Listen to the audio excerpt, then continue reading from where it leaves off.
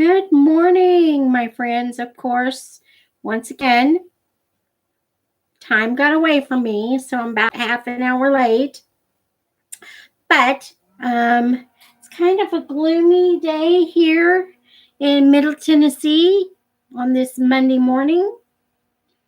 We are going to be reading chapter 11 of the Yearling.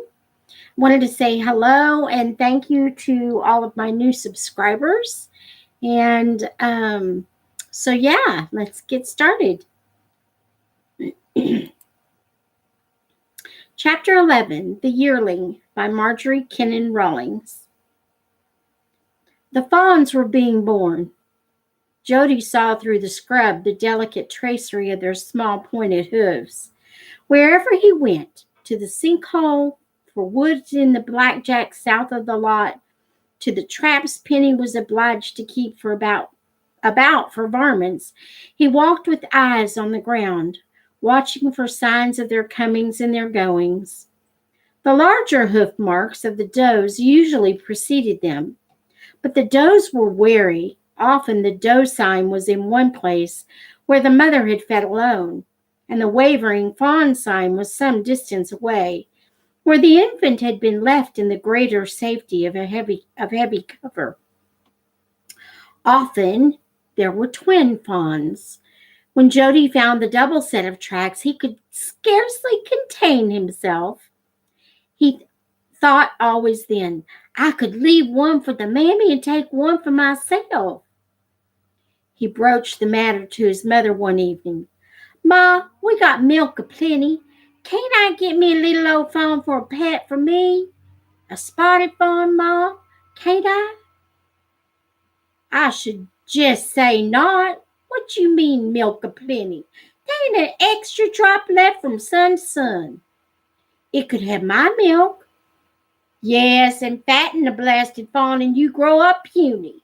Much as we all got to do, what on earth do you want with one of them things? Blatant around here day and night? I want one. I want a coon. But I know coon gets mischievous. I'd love a bear cub, but I know they're liable to be mean. I just want something. He puckered his face so that his freckles ran together. I just want something all my own. Something to follow me and be mine. He struggled for words. I want something with dependence to it. His mother snorted. Well, you'll not find that nowhere. Not in the animal world, nor in the world of man. Now, Jody, I'll not have you pestering me. You say another word, fawn, a coon, a bear cub, and I'll take a breast to you. Penny listened quietly from his corner. In the morning, he said, We'll go hunt us a buck today, Jody. Likely we'll find a fawn bedding. It's near about as much pleasure seeing 'em wild as having 'em tame. Will we take both dogs? Nobody but old Julia. She ain't had a workout since she was hurt. A slow hunt'll do her. Will do her good. Ma Baxter said, That last venison didn't last no time, but we did jerk right smart of it, come to think of it. Get a few hams in the smokehouse and it'll look natural again. Her good nature rose and fell with the food supply. Penny said, Jody, looks like you fell heir to the old muzzle loader. But don't get too put out now, do it fail you like it failed me. He could not imagine being impatient about it. It was enough to have the use of it for himself. His mother had sewed the cream-colored coonskin into a knapsack for him. He filled it with shot and caps and wadding and filled the powder horn. Penny said, Ma, I've been studying. I'm just about to go into Volusia to get me shell cases. Lim only throwed in a few shells with the gun, and I love some rail coffee. I've had a bait of them wild coffee beans. Me too, she agreed, and I need me some thread and a paper and needles. Now the bucks, he said, seems to be feeding toward the river. I've been seeing a perfect shower of tracks heading that way. I believe me and Jody can hunt on in that direction. And do we get us a buck or two, we can trade the saddles and haunches to Volusia for what we need. Then we can say howdy to Grandma Hutto. She frowned. You'll get to visit him with that sassy old woman, and like as not, you'll be gone a couple of days. I think you'd ought to leave Jody with me. Jody squirmed and looked at his father. Penny said, we'll be back tomorrow. How's Jody to learn to hunt and be a man if his daddy don't carry him along and learn him? It's a good excuse, she said. It's just men folks liking to prowl off together. Then you come make the hunt with me, sweetheart, and leave Jody here. Jody laughed out. The picture of his mother's great frame pushing through the bay heads made him shout in spite of himself. Excuse my yawn. Oh, go on, she said and laughed. Get it over and done with.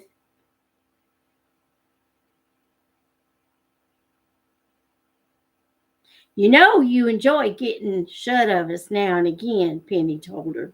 It's my only rest, she admitted. Leave me Grandpa's gun loaded. The ancient long Tom, Jody thought, was more of a menace to her than to any intruders. She was an inaccurate and incompetent shot, and the gun was as fallible as Penny's muzzle loader. But he could understand the comfort to her of its presence. He brought it from the shed for his father to load, grateful that she had not demanded his own newly acquired peace. Penny whistled to old Julia, and the man and the boy and the hound set out eastward in mid-morning. The May day was warm and close. The sun beat down through the scrub. The small, hard leaves of the scrub oaks were flat pans to hold the heat. The sand burned Jody's feet through his cowhide shoes. In spite of the heat, Penny walked at a fast gait. It was all Jody could do to follow him. Julia loped ahead. There was as yet no scent. Penny stopped once and stared about the horizon. Jody asked, What you see, Pa? Nothing, son, and very little of that. A mile east of the clearing, he changed his direction. There were suddenly deer tracks in a great plenty. Penny studied them for size and sex and freshness. Here's two big old bucks traveling together, he said at last. They come this way 4 days. How can you tell about tracks so? Just by being used to them. Jody could see little difference between them and some of the other hoof marks. Penny stooped and traced them with his finger. You know, I have the yawns today. I apologize. Now you know to tell a doe from a buck. A doe's track is pointed and fine, and everyone can tell how fresh a track be, for an old track has sand blowed into it. And now if you'll notice, a deer's toes is spraddled when he's running. They're close together when he walks. He indicated the fresh tracks to the hound. Here, Julia, get him. Julia bent her long nose to the trail. It led out of the scrub toward the southeast into an open area of gallberry flats. Here was a bear sign as well. Jody asked, Must I shoot a bear? Do I get a chance? Bear or buck, it's all right. Just be sure you got a good chance. Don't go wasting your shot. The flats were not hard going, but the sun was blazing. The gallberry bushes ended, and there was a welcome stretch of pines. The shadows were cooling. Penny pointed out a bear gnaw. It was a clawed area on a tall pine tree, shoulder high to a man. The resin dripped from it. I've watched a bear at it, Penny said, many a time. He'll stretch up and he'll claw. He'll turn his head sideways and he'll nag and gnaw. Then he'll back up and rub his shoulders again to resin. Some folks says it's to keep the bees from singing when he robs a bee tree. But I've always figured 'twas just a way of boasting. A buck will boast just about the same way. He'll rub his head and horns against a sapling just to prove himself. Julia lifted her nose, and Penny and Jody stopped short. There was a commotion ahead. Penny motioned Julia to heel, and they crept close. An opening showed, and they halted. Twin bear cubs were high in a slim pine sapling, using it for a swing. The sapling was tall and limber, and the yearling cubs were rocking it back and forth. Jody had swung in the same fashion. For an instant, the cubs were not bears, but boys like himself. He would have liked to climb the sapling and rock with them. It bent halfway to the ground as they swung their weight, swayed upright again, then low on the other side. The cubs made now and then an amiable talking. Julia could not resist barking. The cubs stopped their play, astonished, and stared down at the humans. They were not alarmed. It was their first sight of mankind, and they seemed to feel as Jody felt, only curiosity. They cocked their black furry heads from one side to the other. One scrambled to a higher limb, not for safety, but for a better view. He curled one arm around the sapling and gaped down below him. His black, beady eyes were bright. "Oh, Pa," Jody begged, "let's catch us one." Penny himself was tempted. "They're might big for taming," he brought himself to his senses. "Now what ails us? Just how long would it take your ma to run him off and me and you with him?" Pa look at him, cut his eyes. "That's likely the meaning. Of the twin bear cubs, one'll be gentle and t'other'll be mean." "Let's catch the gentle, please, Pa." The cubs craned their necks. Penny shook his head. "Come along, boy. Let's get on with our hunt and leave 'em to their play." He lingered behind while his father took up the buck's trail again. He thought once the cubs were about to come down the sapling to him, but they only scrambled about from one limb to another and turned their heads to watch him. He ached to touch them. He imagined them sitting on their haunches and begging, as Oliver Hutto described trained bears as doing, nesting in his lap, warm and furry and intimate, sleeping on the foot of his bed, even under the covers with him if the nights were cold. His father was almost out of sight under the pines. He ran after him. He looked back over his shoulder and waved his hand to the bear cubs. They lifted their black noses as though the air might tell them what their eyes had not, the nature of their observers. In their first sign of alarm, he saw them clamber down the sapling and slip away to the west beyond the gallberries. He caught up with his father. "Do you ever ask your ma into leaving you have such as that?" Penny told him. "You belong to get one young enough to train easy." The thought was encouraging. The yearling cubs would indeed be too large to handle. "Now, I never had nothing much to pet nor play with neither," Penny said. "There's such a mess of us. Neither farming nor Bible pays a man too good, and Pa was like your ma. He just wouldn't feed no creatures. He done well to fill our bellies. Then he put in and died, and since I was the oldest rat in the barn, I had to look after the rest of them till they was old enough to shuffle around for themselves." "Well, a bear cub could near about make his own living, couldn't he?" "Yes, off'n your ma's chickens." Jody sighed and applied himself with his father to the buck tracks. The pair of deer was keeping close together. It was odd, he thought, that the bucks could be so friendly through the spring and summer. Then, when their horns were grown and they began to run with the does in the autumn, they would drive the fawns away from the does and battle fiercely. One buck was larger than the other. "That and there's a buck big enough to ride," Penny said. A patch of hammock joined the pines. Dogbane grew thickly here, lifting its yellow bells. Penny studied the multitude of tracks. "Now, boy," he said, "you been wanting to see these fawns. Me and Julia go on and make a circle. You climb up this here live oak and scooch down in the branches, and I believe you'll see something." Hide your gun here in the bushes. You'll not want it. Jody settled himself halfway up the live oak. Penny and Julia disappeared. The shade of the oak was cool. A light breeze moved through its leaves. Jody's shaggy hair was wet. He pushed it out of his eyes and wiped his face on his blue sleeve, then settled himself to quiet. Silence took over the scrub. Far away a hawk cried shrilly and was gone.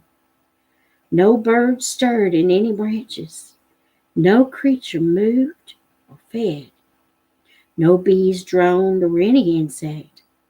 It was high noon. Everything living was resting in the heat of the sun's meridian. Everything except Penny and old Julia, who moved now somewhere among the scrub oaks and the myrtle. Bushes crackled below him. He thought his father was returning. He almost betrayed himself with a quick movement. A bleat sounded. A fawn was moving from under the protection of a low clump of palmettos. It must have been there all the time. Penny had known. Jody held his breath. A doe bounded over the palmettos. The fawn ran to her, wobbling on unsteady legs. She bent her head to it and made a low-sounding greeting. She licked its small, anxious face. It was all eyes and ears. It was spotted. Jody had never seen one so young. The doe threw up her head and tasted the air with her wide nostrils. A taint lay on it of the human enemy. She kicked up her heels and made a sortie about the live oak. She discovered the trail of hound and man. She followed it backward and forward, throwing up her head at every few steps. She stopped and listened. Her ears pricked tall above her great luminous eyes. The fawn bleated. The doe quieted. She seemed satisfied that the danger had come and gone. The fawn nuzzled her full udders and began to nurse. It buttered her bag with its knobby head and switched its short tail, in a gluttonous ecstasy. The doe was not content. She broke away from it and moved directly underneath the live oak. The boughs below Jody obscured his view, but he could see that she had traced his scent to the tree and was lifting her head to locate him. Her nose followed the odor of his hands, the leather of his shoes, the sweat of his clothing, as surely as a man's eyes followed a blazed trail. The fawn followed, greedy for the warm milk. Suddenly the doe wheeled and kicked the fawn sprawling into the bushes. She cleared them in a great bound and galloped away. Jody scrambled down from his perch and ran to the place where he had seen the fawn tumble. It was not there. He hunted the ground carefully. The tiny hoof marks crossed and crisscrossed, and he could not tell one track from another. He sat down disconsolately to wait for his father. Penny returned, red of face and wet with sweat. "Well, son," he called, "what'd you see?" "A doe and a fawn. The fawn were right here all the while. He nursed his mammy and she smelled me and run off. And I can't find the fawn nowhere. You reckon Julia can track him?" Penny dropped down on the ground. "Julia can track everything that makes a trail, but don't let's torment the little thing. It's right close this minute, and likely scared to death. His mammy shouldn't have left him. That's where she was smart. Most anything would take out after her, and she's learned the fawn to lay up still, so still he'll not get noticed." "It was mighty cute, spotted, Pa." "Was the spots all in a line or helter-skelter?" "They was in a line. It's a little old buck fawn. Wasn't you proud to see it so close?" "I was proud, but I'd sure love to catch him and keep him." Penny laughed and opened his knapsack and took out the lunch. Jody protested. He was, for once, more anxious to hunt than to eat. Penny said, "We got to noon somewhere, and a deer is mighty likely to run over us right here. When you noon, you just as good to noon when the game walks." Jody brought his gun from his hiding place and sat down to eat. He was abstracted, and only the flavor of fresh briarberry jam brought him back to consciousness of his food. The jam was thin and not sweet enough, sugar being scarce. Old Julia was still a little weak. She lay stretched out on her side. Her battle scars showed white against her dark hide. Penny lay on his back. He said lazily, "Them 2 bucks is like to circle back through here to bed up right soon if the wind don't change. If you was of a notion to go climb one of them high pines about a quarter to the east, it'd make a mighty good stand." Jody picked up his gun and started away. He would give anything to bring down a buck alone. Penny called after him, "Don't try for too long a shot. Take your time, and don't let the gun kick you out in the tree." Tall, scattered pines lifted ahead from a desolate flat of gallberry bushes. Jody chose one that commanded a view of a wide area. Nothing could cross in any direction without his seeing it. It was hard work to climb the straight trunk with the gun in one hand. His knees and shins were raw when he reached the lowest branches. He rested a moment, then climbed as high as he dared in the treetop. The pine swayed in an imperceptible breeze. It seemed alive, stirring with a breath of its own. He recalled the bear cubs rocking the sapling. He began to swing his treetop, but it was overbalanced with his weight and that of a gun. It cracked ominously, and he held quiet. He looked about him. He knew now how a hawk felt, surveying the world from high places. An eagle stared down as he was staring, high and wise and predatory and keen. He swung his head in a low circle. For the first time he could believe that the world was round. By turning his head quickly, he could see almost the whole horizon at once. He thought that his vision covered the entire area. He was startled to see movement. He had seen nothing approaching, but a large buck was feeding toward him. Early huckleberries were offering food. The buck was still out of range. He debated climbing down from the pine tree and stalking it, but knew that the animal, more alert than he, would be gone before he could lift his gun. He could only wait and pray that it would feed within a reasonable distance. It moved with maddening slowness. For a time he thought it meant to feed away from him to the south. Then it began to move directly toward him. He brought his gun up behind the shelter of the branches. His heart pounded. He could not tell for the life of him whether the deer was near or far. It loomed large, yet he was conscious that such details as eyes and ears were still not plain to him. He waited for what seemed an interminable period. The buck lifted his head. Jody drew a bead on the stout neck. He pulled the trigger. At the instant that he did so, he realized that he had not made a sufficient allowance for his height above the game.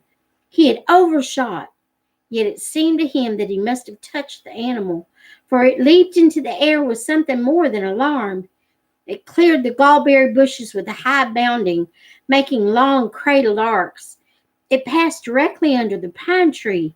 If he had had his father's new double-barreled gun, he would have had another shot. In a few seconds, he heard Penny's gun. He was quivering. He climbed down from the pine and pushed his way back to the patch of hammock. The buck lay in the shade of the live oak. Penny had already begun the dressing. Jody called, "Did I hit him?" "You hit him. You done a mighty good job. Like as not, he fell a piece on. But I taken the shot at him as he come by, just to make sure. You was a mite high." "I know it. The minute I shot, I knowed I was high." "Well, that's the way you learn. Next time you'll know. Now here's your shot, here, and there's mine." Jody knelt down to examine the fine frame. Again a sickness came over him at the sight of the glazed eyes and the bleeding throat. He said, "I wish we could get our meat without killing it." It's a pity, all right, but we got to eat. Penny was working deftly, his hunting knife, a flat saw file, ground down to an edge with only a corn cob for handle, was not overly sharp, but he had already drawn the venison and cut off the heavy head. He skinned it below the knees, crossed the legs, and tied them, slipped his arms through the junctures, and stood up with the carcass neatly balanced on his back for carrying. Now, Boils may want to hide when we skin it out at Volusia, he said. But if you'd like to carry the hide to Grandma Hutto for a present, we'll just refuse it. I reckon she'd be proud to have it for a rug, all right? I wished I'd shot it by myself to give her. That's just all right. The hide's yours. I'll carry her a full quarter for my portion. She's got nobody but us to hunt for her, with all of her gone to sea. That mindless Yankee hangs around here. Her is no good for such as that, Penny said innocently. Now maybe you'd rather carry the hide to your sweetheart. Jody scowled blackly. Pa, you know I got no sweetheart. You ain't going back on that, Yearling, after I seed you holding hands at the doings. I was not holding hands. It was a game they was playing. If you say that again, Pa, I'll just die. Penny seldom teased his son, but now and then an occasion was irresistible. Grandma's my sweetheart, Jody said. All right, I just wanted to get it straight. The sand road was long and hot. Penny was wet with sweat, but he walked easily under his burden. Jody said, Can I tote it a ways? But Penny shook his head. These fellers only fits a man's back, he said. They crossed Juniper Creek, then after 2 miles of narrow road, picked up the main road to the river and to Volusia. Penny stopped to rest. In late afternoon, they passed Captain McDonald's house, and Jody knew they were nearing Fort Butler. Around a bend in the road, the dry growth of pines and scrub oak disappeared. There was a new lushness. Sweet gums and bay were here, and, like signposts indicating the river, cypress. Wild azaleas were blooming late in the low places, and the passion flower opened its lavender corollas along the road. They reached the St. Johns River. It was dark and aloof. It seemed to slide toward the ocean, indifferent to its own banks and to the men who crossed or used it. Jody stared at it. It was a pathway to the world. Penny shouted across it to summon the ferry from the Volusia side. A man crossed over for them with a rough raft of hewn logs. They crossed back, watching the slow sweep of the river current. Penny paid his ferriage, and they walked up the curving shell road and into the Volusia store. Penny hailed the proprietor. Howdy, Mr. Boils. How do this fellow look to you? Too good for the steamboat, but Captain will want it. What's venison worth? The same, $1.50 a saddle. I swear, those city folks traveling up and down the river, hollering for venison, it ain't half as good as pork, and you and me, we know it. Penny hauled the deer to the big meat block and began the skinning. Yes, he agreed, but if a fellow's pot-bellied and can't get out and shoot at it for himself, I reckon venison has a might fancy taste to him. They laughed together. Penny was a welcome trader at the store as much for his wit and his stories as his business. Boils himself was judge and arbiter and encyclopedia for the small community. He stood now in his close, odorous He stood now in the close, odorous dusk of his store, like a captain in the hold of his ship. His wares included the necessities and scanty luxuries of the whole countryside, from plows, wagons, buggies, and implements, through food staples to whiskey and hardware, dry goods and notions and medicines. Now, one for a quarter I'll call back by for tomorrow to carry home to my wife. T'other one goes to Grandma Hutto, Penny said. Bless her old soul, Boyle said. Why I say old soul, I don't know. If a man's wife was as young-hearted as Grandma Hutto, why, living be a feast. Jody walked along the length of the glass case under the counter. There were sweet crackers and an assortment of candies. There were Barlow knives and the new Rogers. There were shoestrings and buttons and thread and needles. The coarser wares were on shelves that lined the walls. Buckets and pitchers, lard oil lamps and basins, the new kerosene lamps, coffee pots and cast iron skillets and Dutch ovens nestled together like strange birds, fledglings in one nest. Beyond the utensils were the dress goods, calico and Osnaburg, denim and shoddy, domestic and homespun. A few bolts of alpaca and linsey and broadcloth were thick with dust. There was little sale for such luxuries, especially in the summer. At the back of the store were the groceries, hams and cheeses and bacons. There were barrels of sugar and flour and meal and grits and green coffee beans, sacks of potatoes, kegs of syrup, and barrels of whiskey. Nothing here was tempting, and Jody wandered back to the glass case. A rusty mouth organ lay on top of a pile of licorice strings. He was tempted for a moment to try. Big yawn. He was tempted for a moment to trade in his deer hide and buy the mouth organ so that he could play to Grandma Hutto or accompany the Forsters. But Grandma would probably prefer the deer hide. Boyles called to him. "Young man, your daddy doesn't come to trade too often. I'll treat you to a dime's worth of anything you take a notion to."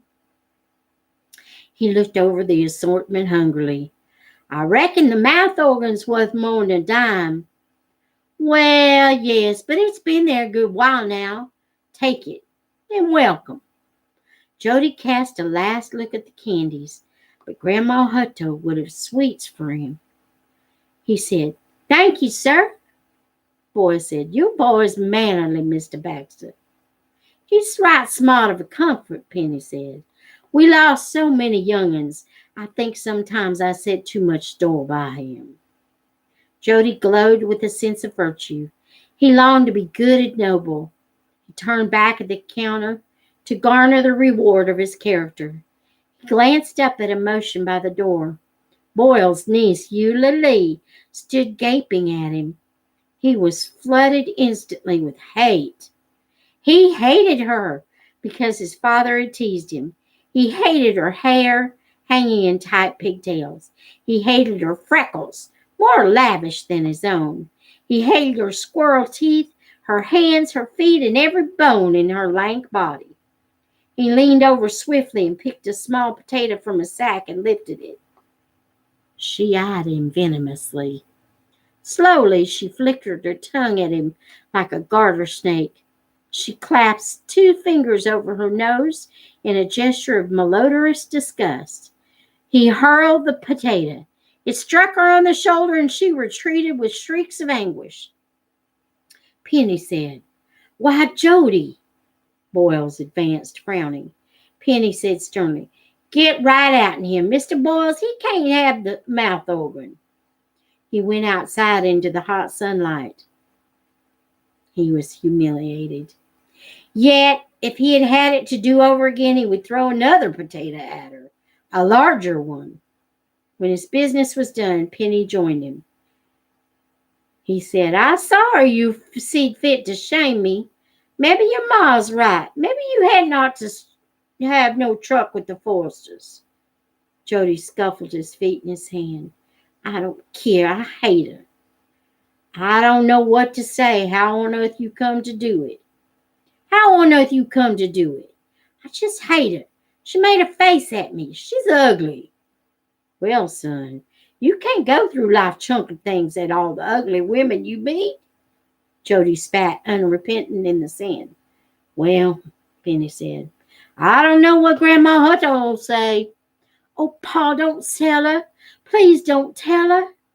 Penny was ominously silent. "I'll be mannerly, Pa." I don't know whether she'll take this hide from you now or not. Leave me have it, Pa.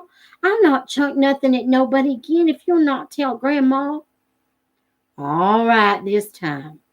Don't let me catch you at such as that again. Take your deer hide. His spirits lifted. The menacing cloud moved away. They turned north up a path that paralleled the river. Magnolias were in bloom along it. Beyond, there was a lane of oleanders. These too were blossoming. Redbirds flew ahead down the lane. The oleanders led to a gate in a white picket fence. Grandma Hutto's flower garden was a bright patchwork quilt thrown down inside the pickets. Her small white cottage was bound to the substantial earth with vines of honeysuckle and jessamine. Everything here was dear and familiar. Jody ran down the path through the garden, through the patch of indigo and feathery rose lavender bloom. He called, "Hey, Grandma!" Light steps sounded inside the cottage, and she was on the doorstep. "Jody, you scamp!" He ran to her. Penny called, "Don't knock it down, boy." She braced her small frame. He squeezed her until she squeaked. "You tormented bear cub," she said. She began to laugh, and he tipped back his head to laugh with her and watch her face. It was pink and wrinkled. Her eyes were as black as gallberries. They opened and shut when she laughed, and the wrinkles rippled out from the sides. She shook up and down, and her small, plump breast quivered like a quail dusting. Jody sniffed at her like a puppy. He said, "Grandma, you smell good." Penny said, "That's more than you can say for us, Grandma. We're a dirty pair of somebodies." "'Tain't nothing but hunting smell," Jody said. "Deer hide and leaves and sich and sweating." "It's a dandy smell," she said. "I'm just lonesome for boy smell and man smell." Penny said, "Anyway, here's ours excuse us, fresh venison." "And the hide," Jody said, "for a rug for you. It's mine. I wounded it." She lifted her hands in the air. Their gifts became at once of great value. It seemed to Jody that he could bring in a panther single-handed in return for her approval. She touched meat and hide. Penny said, "Now don't dirty them little hands." She drew gallantry from men as the sun drew water. Her pertness enchanted them. Young men went away from her with a feeling of bravado. Old men were enslaved by her silver curls. Something about her was forever female and made all men virile. Her gift infuriated all women. Ma Baxter had returned to the clearing from her 4 years at her house with an acute dislike. The older woman returned it with good measure. Penny said, "Leave me to tote the meat to the kitchen, and I'd best tack the hide to your shed wall to cure for you." Jody called, "Here, Fluff." The white dog came racing. He bounded at Jody like a ball and leaped at his face to lick it. Grandma said, "He's as proud to see you as if 'twas some of his kinfolks." Fluff caught sight of old Julia sitting sedately on her haunches. He stiffened and advanced to her. Julia sat without stirring, her long ears drooping. Grandma said, "I like that dog. She looks just like my Aunt Lucy." Penny went to the rear of the cottage with the venison and the hide. They were all welcome here, father and son and battle-scarred hound. Jody felt more at home than when he returned to his own mother. He said, "I reckoned you wouldn't be so proud to see me did you have to put up with me all the time." Grandma chuckled. "You've heard your ma say that. Did she quarrel about you coming?" "Not so terrible as sometimes." "Your father," she said tartly, "married a woman all hell couldn't amuse." She lifted a finger in the air. "I bet you want to go swimming." "In the river?" "Smack in the river. When you come out, I'll give you clean clothes, some of Oliver's." She did not caution him against the alligators or moccasins or against the river current. It was good to have it taken for granted that he had a little sense of his own. He ran down the path to the landing. The river flowed deep and dark. It made a rippling sound against the banks, but the great liquid heart of it moved silently. Only the swift progress of fallen leaves showed the current. Jody hesitated a moment on the wooden landing, then dove in. He came up gasping with the coldness and struck upstream. He kept close to the bank where the current ran less swiftly. He made almost no progress. The dark vegetation towered on either side of the river. He was pinned between banks of live oaks and cypresses. He pretended that an alligator was behind him and swam desperately. He passed one spot and then laboriously another, dog paddling. He wondered if he could swim as far as the upper landing, where the ferry crossed and the river steamers halted. He fought his way toward it. A cypress knee offered anchorage, and he clung to it and caught his wind. He set out again. The landing looked far away. His shirt and breeches interfered with his freedom. He wished he'd gone in naked. Grandma would not have minded. He wondered what his mother would have said if he had told her the foresters had played and sung naked. He looked over his shoulder. Hutto's landing had disappeared around the bend. He was suddenly not happy in the fluid darkness. He turned around. The current caught him and he shot downstream. He struggled to approach the bank. Watery tentacles held him. He thought in a panic that he might be swept down to Volusia Bar, to Great Lake George itself, even perhaps a sea. He fought blindly, reaching for whatever might be solid under him. He found himself grounding a little above the landing. In relief, he drifted cautiously down to it and climbed up on the wooden platform. He drew a deep breath. The panic left him, and he was exhilarated by the cold water and the danger. Penny was on the landing. His father said, "That was right smart of a tussle. Reckon I'll just ease around the edge to get me my wash." He dropped cautiously from the landing.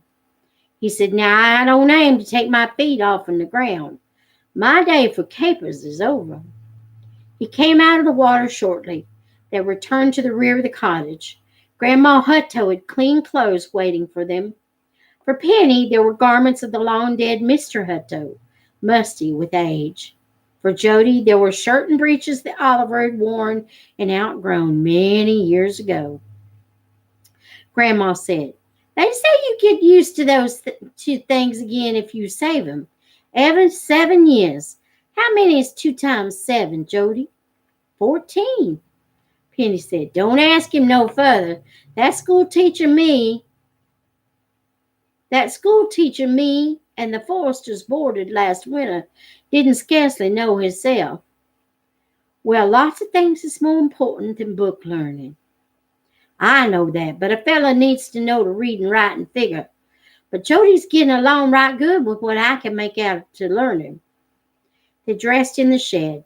They smoothed back their hair with their hands and felt clean and strange in the borrowed clothing. Jody's freckled face shone. His tawny hair lay wet and smooth. They put on their own shoes and wiped away the dust with their discarded shirts. Grandma Hutto called to them and they went into the cottage. Jody smelled its familiar odor. He had never been able to disentangle its elements. The sweet lavender she used on her clothing was plain. There were dried grasses in a jar before the fireplace. There was the unmistakable smell of honey, which she kept in a cupboard. There was pastry, tarts, and cookies and fruit cakes. There was the smell of the soap she used on Fluff's fur. There was the pervasive scent of flowers from the garden outside the windows. And above it all, it came to him at last, lay the smell of the river. The river itself was fluid through the cottage and around it, leaving a whirlpool of odorous dampness and decaying fern. He looked through the open door. A path led through marigolds to the water. The river shone in the late sunlight, guinea gold like the bright flowers. Its flow drew Jody's mind with it to the ocean, where Oliver rode the storms in ships and knew the world. Grandma brought scuppernong wine and spice cakes. Jody was allowed a glass of wine. It was as clear as Juniper Springs. Penny smacked his lips over it, but Jody wished it was something sweeter. Blackberry shrub, perhaps. He ate spiced cakes absently and stopped in shame to see that he had emptied the plate. This at home would be catastrophe. Grandma went to the cupboard and filled the plate again. She said, "Don't you spoil your dinner. I never know till it's too late." She went to the kitchen and he followed her. She began to slice venison to broil. He frowned anxiously. The meat was no great treat to the Baxters. She opened the oven door and he became aware that other things were being cooked. She had an iron cook stove. Food from it was more mysterious than from the open hearth at home. The closed door concealed all manner of things behind its black bosom. The cake had dulled his appetite a little, but the good odors brought it back again. He wandered back and forth from Grandma to his father. Penny sat sunk in quiet in a padded chair in the front room. Shadows lay over him and absorbed him. There was not here the excitement of a visit to the Foresters. There was instead a snugness that covered him like a warm quilt in winter. It was meat and drink to Penny, harassed at home by all his duties. Jody offered to help in the kitchen, but Grandma sent him away. He rambled into the yard and played with Fluff. Old Julia watched them wonderingly. Romping was as alien to her as to her master. Her black and tan face wore the solemnity of the work dog. Dinner was ready. Grandma Hutto was the only person Jody knew who had a separate room to eat in. Everyone else ate in the kitchen from a scrubbed and bare pine table. Even as she brought in the food, he could not take his eyes from the white cloth and the blue plates. Penny said, "Now we're a mighty sorry pair of tramps to sit down to all these parties." But he joked and gossiped with Grandma with an ease he did not have at his own table. He said to her, "I'm surprised your sweetheart ain't showed up yet." Her black eyes snapped. "Anybody but you said that, Penny Baxter, he'd get pitched in the river." "That way you done poor Easy yourself, eh?" "The way you done poor Easy yourself, eh? Pity he didn't drown. A man that don't know when he's insulted. You'll be obliged to take him yet, to give you the legal right to throw him out." Jody laughed boisterously. He could not listen to them and eat at the same time. He found himself getting behind and settled down to steady eating. There was a bass fresh from Easy's fish trap in the river, baked whole with a savory stuffing. The Irish potatoes were a treat. After the Baxter sweet potatoes 3 times a day, there was early mutton corn. The Baxters seldom ate new corn, for all that was raised seemed more desperately needed for the stock. Jody sighed with his inability to hold everything. He concentrated on light bread and mahar jelly. Penny said, "He'll be so spoiled, his ma'll have to break him in a new bird dog." After dinner, they walked together through the garden to the river bank. Boats passed. The travelers waved to Grandma and she waved back. Toward sunset, Easy Ozell turned into the path to the cottage to do the evening chores. Grandma eyed her approaching admirer. "Now, don't he look like the back end of bad luck?" Jody thought that Easy looked like a sick gray crane, with feathers draggled by the rain. His hair hung in gray wisps in his neck. He had a long, thin gray mustache that drooped to his jaws.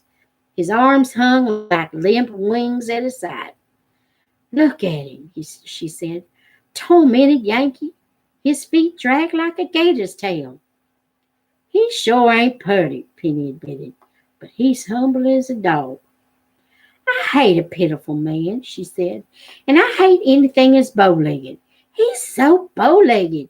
His breeches near about make a mark on the ground." Easy shuffled back of the house. Jody heard him with the cow, and later at the woodpile. When the evening's work was done, he came timidly to the front steps. Penny shook hands with him, and Grandma nodded to him. He cleared his throat. Then, as though his Adam's apple, working up and down, blocked his words, he gave up trying to speak and sat down on the bottom step. The talk flowed about him, and his gray face was bright with content. At twilight, Grandma disappeared inside the house. Easy rose stiffly to go. He said to Penny, "My, if I could talk like you, maybe she'd take to me better. You suppose it's that, or won't she never forgive me being a Yankee? If 'twas that, I'll declare, Penny, I'd spit on the flag." "Well, you know a woman'll hold no whitey like a gator'll hold a shoat. She can't forget the time the Yankees taken her needles and thread, and she walked clean to St. Augustine with 3 hens' eggs to trade for paper and needles. Now, if the Yankees had got beat, she'd maybe forgive you." "But I was beat, Penny. I myself was beat something awful. It was at Bull Run. You rebels whipped us something terrible. My, I hated it." His memories overcame him. He wiped his eyes. "You whipped us, and we was 2 to your 1. He shuffled away. "Now think of that beat-down human inspiring to Grandma," Penny said. "He sure got a low eye for a high fence."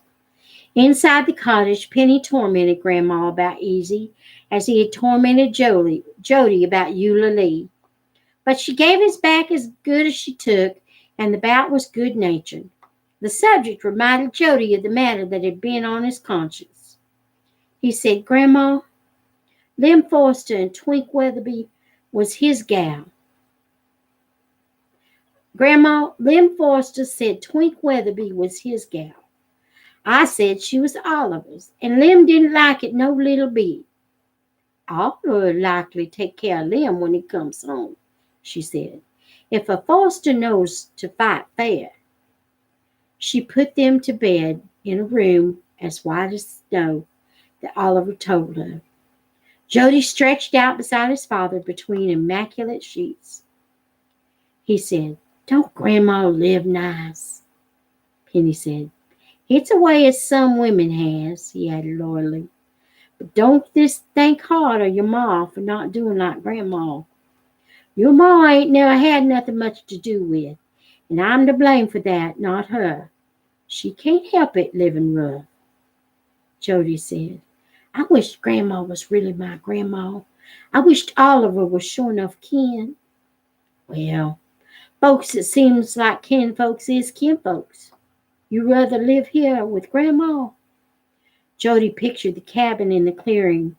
Hoot owls would be crying, and perhaps the wolves would howl, or a panther scream. The deer would be drinking at the sinkhole, the bucks alone, the does with their fawns. The bear cubs would be curled up in their beds together. There was something at Baxter's Island that was better than white tablecloths and counterpanes. "No, I'd not. I'd just like to take Grandma home to live with us. But we'd have to make Ma mind her." Penny chuckled. "Poor boy," he said, "has got to grow up and learn women." That was a long chapter, but we're about a quarter way through the book. That's the end of chapter 11. Good morning, Blue Sky. I don't know if you're still here. Well, folks, it's been almost an hour. That was a good long chapter. And I will see you next. Hey, MTS Saucy. How are ya?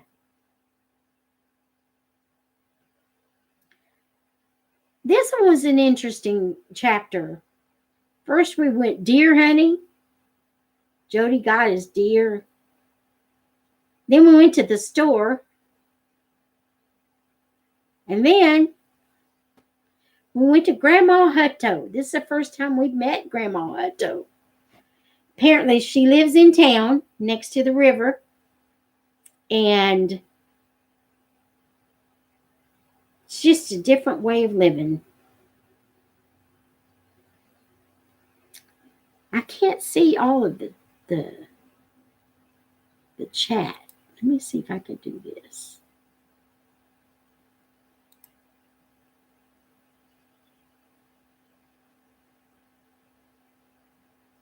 Can't make the screen any smaller. For some reason, I can only see part of your mention there.